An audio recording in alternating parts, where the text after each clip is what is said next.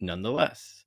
My other age question was going to be on the other end of the spectrum. The right wing favors Robert Sarah, who is 79. So would the conclave look at someone who is 79, right on the edge of being in the conclave, as a genuinely strong candidate? It would be a question of, is does this person fit the profile? It could be arbitrary, and again, a 79-year-old pope could serve for a decade. So I don't think it's a disqualifier by itself, but they would recognize, like, he's old, and oh, he seems too old, can be disqualifying if somebody's otherwise kind of looking good.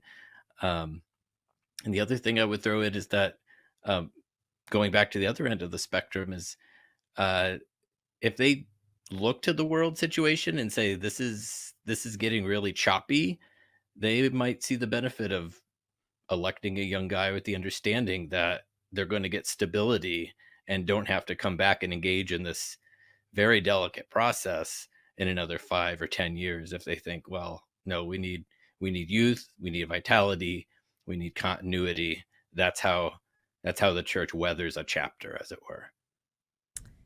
You mentioned in one of your earlier answers that Pope Francis put forth a number of things that are still in the oven and could take a long time to emerge fully baked.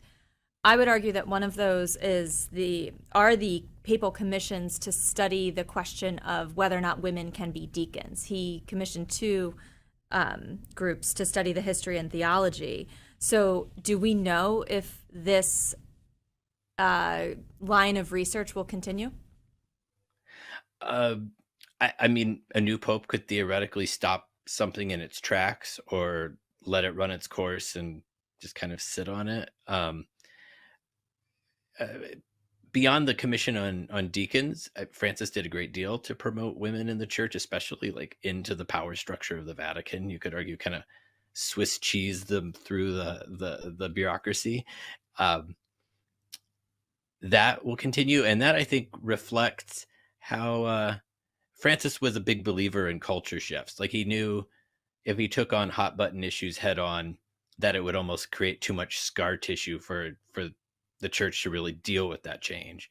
But yeah, it's back to the oven metaphor. When these things are baked, they're the sort of things that we just kind of look around and say, "Oh yeah, that changed. Of course it changed," and that's why his program of synodality is also one of those things that's still in the oven, that the church engage in continual dialogue and discernment about what the issues are, where the Holy Spirit is leading the church, and just what's where the Spirit's leading us, and where it's not, I guess, would be the distinction.